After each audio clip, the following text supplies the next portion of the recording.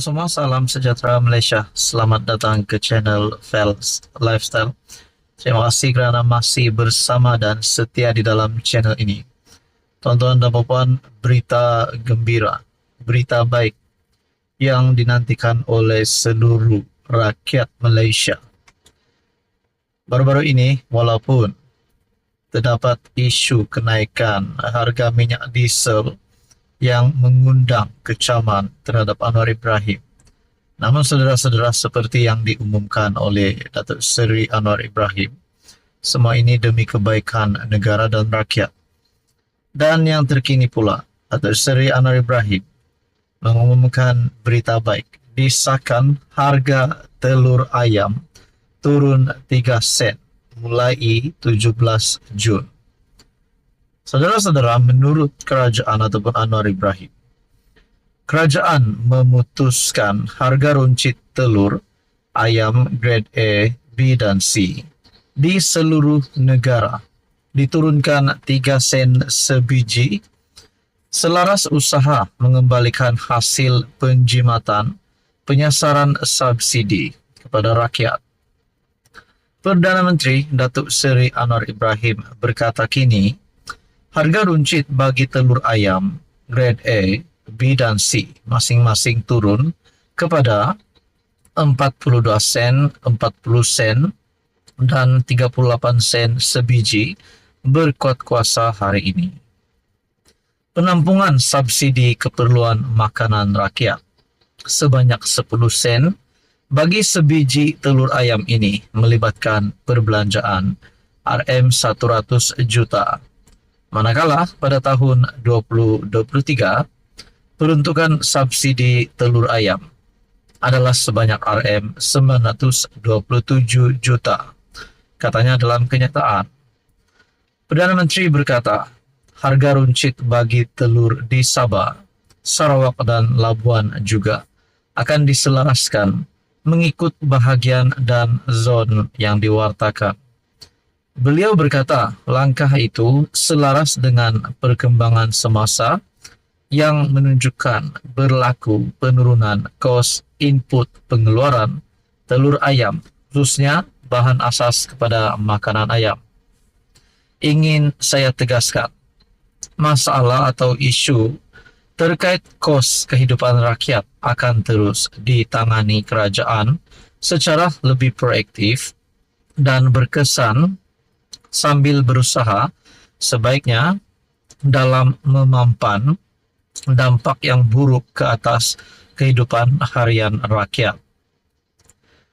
Mengenai penyeludupan diesel, Anwar berkata, Kementerian Perdagangan Dalam Negeri dan Kos Sara Hidup KPDN menggerakkan Ops Tiris yang berlangsung sejak 1 Mac 2023 bertujuan membanteras permasalahan penyelewengan diesel bersubsidi yang memanfaatkan pihak tidak layak sehingga 31 Disember 2023. Sebanyak 6.44 juta liter diesel dianggarkan berjumlah RM14.12 juta telah dirampas. Anwar berkata hasil dan perkembangan baik operasi tersebut, Ops Tiris 3.0 pula dijalankan dengan skop yang diperluas mencakupi barang-barang kawalan lain yaitu gula putih bertapis, kasar dan halus, minyak masak bungkusan bag poli 1 kg, petrol RON 95 dan gas petroleum cecair LPG. Sehingga 14 Jun, sejumlah 12.96 juta nilai barang kawalan telah dirampas dengan diesel menjadi barangan kawalan tertinggi yang diseludup dan diseleweng. Lantaran itu, kerajaan Madani akan kekal komited menangani penyeludupan diesel sambil mengimbanginya dengan perihal bekalan dan kos sara hidup rakyat.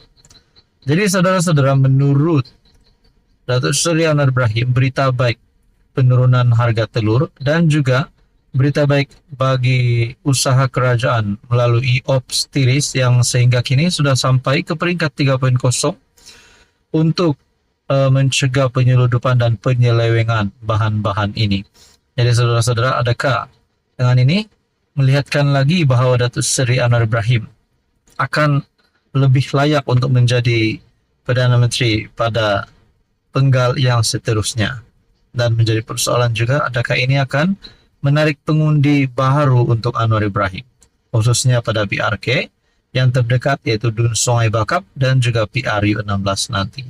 Saudara-saudara, berkaitan dengan ini, apa komen Anda? Sekian saja, teruskan bersama di dalam channel ini. Halo semua, salam sejahtera Malaysia, tuan-tuan dan puan-puan yang amat dihormati.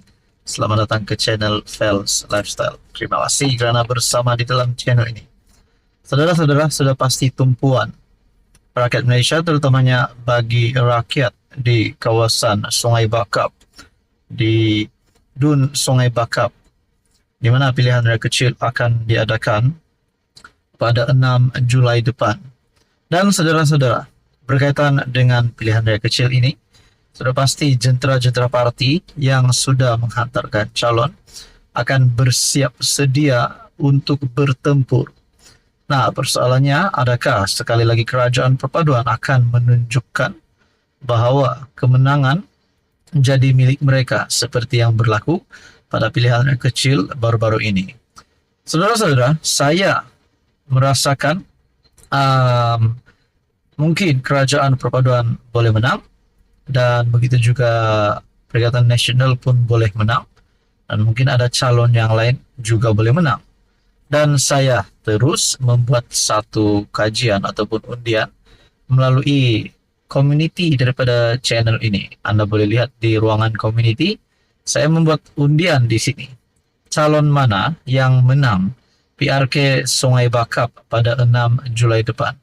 Dan berita baiknya untuk kerajaan perpaduan. Dan juga sudah pasti ini berita yang buruk untuk musuh politik Anwar Ibrahim. Kerana melalui ruangan komen, rata-rata mengundi kerajaan perpaduan. Dan 3 pilihan undian yang saya sediakan ini, itu yang pertama, calon kerajaan perpaduan. Yang kedua, pembangkang Perikatan Nasional. Yang ketiga, calon anda. Dan di dalam undian ini, undian tertinggi adalah undian pertama, pilihan pertama yaitu calon kerajaan perpaduan sebanyak 76%, dan calon Perikatan Nasional sebanyak 19%, dan calon anda 4% saja. Saudara-saudara, ini adalah satu petanda yang baik untuk Datuk Seri Anwar Ibrahim dan kerajaan perpaduan bagi menghadapi PRK Dun Sungai Bakap. Untuk sekarang kita boleh katakan calon kerajaan perpaduan menang tanpa bertanding bagi undian ini.